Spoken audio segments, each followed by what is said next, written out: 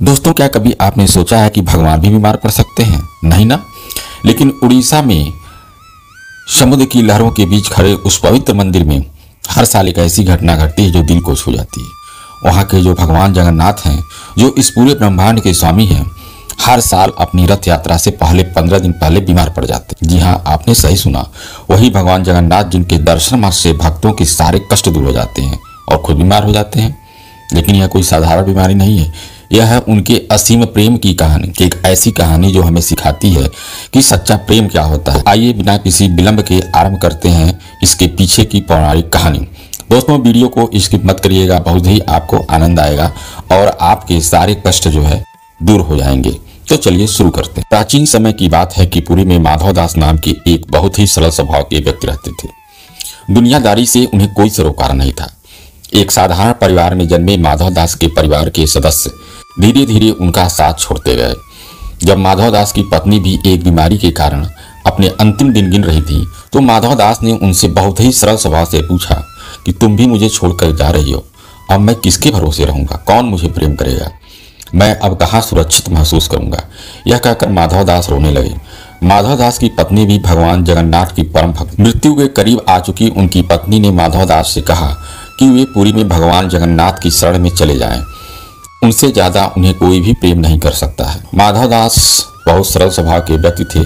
छल कपट से दूर माधव दास बहुत ही सरल भाव से मंदिर के सामने एक पेड़ की छांव के नीचे बैठ गए। जब मंदिर के पुजारी माधव दास को प्रसाद देने आए, तो माधव दास ने प्रसाद लेने से इनकार कर दिया। उन्होंने कहा कि वे अपने प्रभु भगवान जगन्नाथ के हाथों से ही प्रसाद ग्रहण करेंगे। माधव दास ने पुजारी से भगवान जगन्नाथ को बुलाने के लिए कहा। पुजारी हैरानी से माधव दास को देखते रह गए। इस तरह भूखे प्यासे रहकर माधव दास ने हट कर लिया कि वे केवल भगवान जगन्नाथ के हाथों से ही अन्न ग्रहण करेंगे। माधव दास की सरलता देखकर भगवान जगन्नाथ का मन पिघल गया और वे रूप बदलकर माधव दास के पास अन्न लेकर पहुंचे। लेकिन माधव दास ने अन्न ग्रहण करने से मना कर दिया। माधव दास ने कहा कि उन्हें इस संसार में सबसे ज्यादा विश्वास भगवान जगन्नाथ पर है। वे केवल उनके हाथ से ही अन्न खाएंगे। यदि भगवान जगन्नाथ अभी तक उनसे नहीं मिलने आए, तो साफ है कि वे माधव दास को अपना मित्र नहीं बनाना चाहते। माधव दास जी ने रूप बदलकर आए भगवान जगन्नाथ को गले लगाकर रोते हुए कहा, बताओ मित्र, जगन्नाथ जी उनके प्रेम को क्यों नहीं समझ पा रहे? इतना सुनकर भगवान जगन्नाथ जी भावुक हो उठे और उन्होंने माधव दास को अपने वास्तविक रूप में दर्शन देकर अन्न ग्रहण कराया। माधव दास कई वर्षों तक पुरी में रह करके भगवान जगन्नाथ जी की भक्ति करते रहे और उन्हें रोज दर्शन देते रहे। कई वर्षों बाद प्रकृति का चक्कर घूमा और माधव दास अब वृद्धावस्था में प्रवेश करने लगे। इसी समय माधव दास जी बीमार पड़ गए। उनकी बीमारी में भगवान जगन्नाथ ने दिन रात उनकी सेवा की। बीमारी से कमजोर हो चुके माधव दास ने एक दिन भगवान जगन्नाथ से कहा, हे प्रभु, आप तो जगत के स्वामी हो, तो क्या आप मेरी बीमारी ठीक नहीं कर सकते? इसके जवाब में भगवान जगन्नाथ ने कहा, हे मित्र माधव, मैं तुम्हें मोक्ष देना चाहता हूँ। पिछले जन्म के कर्म भोगने के बाद तुम पवित्र हो जाओगे। अभी तुम्हारी बीमारी के बस 15 दिन बचे हैं।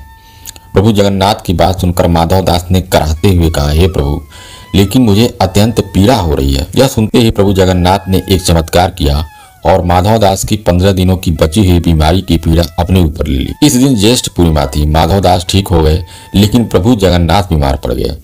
इस तरह कुछ समय बाद माधव दास जी को मोक्ष मिला और तब से प्रभु जगन्नाथ अपने परम भक्तों की 15 दिनों की बीमारी अपने ऊपर ले लेते हैं और हर साल ज्येष्ठ पूर्णिमा के दिन से अगले 15 दिनों के लिए बीमार पड़ जाते हैं और एकांतवास में चले जाते हैं। दोस्तों, ये कहानी तो पौराणिक है, सब आपके मानने या न मानने पर निर्भर करता है। यदि आप आस्तिक हैं तो आपको कहानी अवश्य पसंद आई होगी, क्योंकि धर्म में तर्क नहीं चलता है। ईश्वर से प्रेम करने के लिए कोई प्रमाण की जरूरत नहीं पड़ती है। तो ऐसे ही वीडियो पाने के लिए हमारे चैनल को सब्सक्राइब करें, लाइक करें। धन्यवाद।